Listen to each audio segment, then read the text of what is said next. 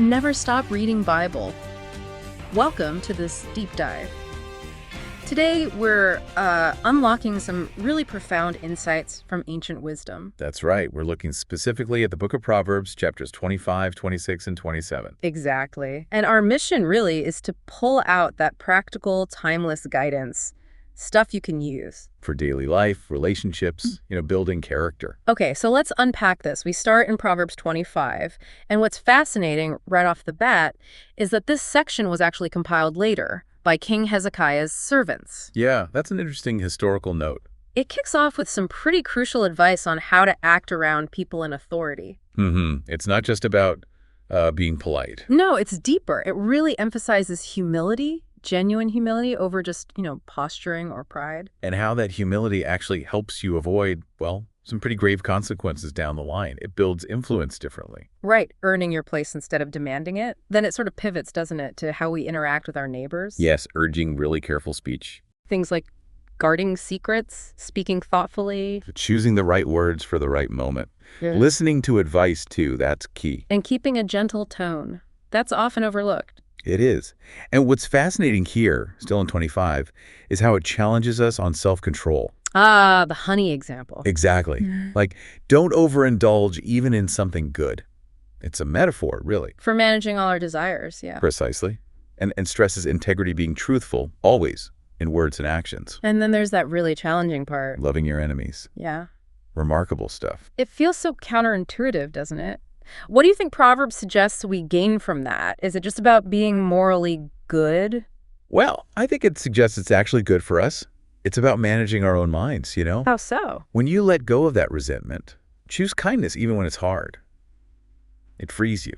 Freedom from bitterness. Exactly. It lets you avoid that trap of self-serving ambition and pursue a more blessed life. It's about your inner world. That makes a lot of sense. So if 25 lays foundations, chapter 26, it gets vivid. Oh, yeah. It paints these pictures of two difficult types.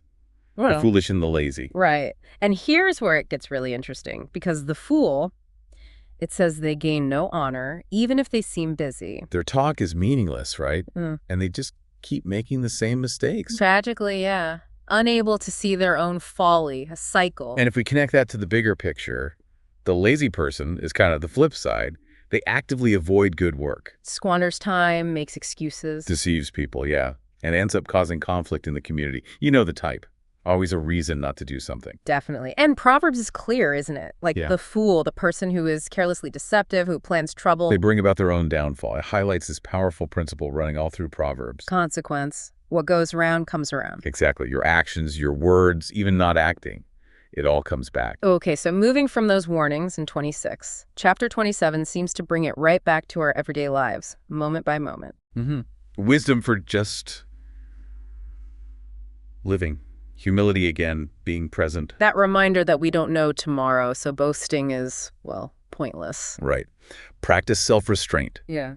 And value good advice, good counsel from others. That's huge. Don't try to go it alone. No. And this chapter also advises prudence, especially in big decisions, like choosing a partner. Based on character, not just looks. Timely advice. Isn't it, though, in our image-obsessed world? It promises honor, eventually, to those who are diligent. Diligent in their duties, yeah. And encourages sticking with it, perseverance through hard times. Which raises that important question, I think. How does that consistent effort, in work and family? Rather than chasing quick wins? Right.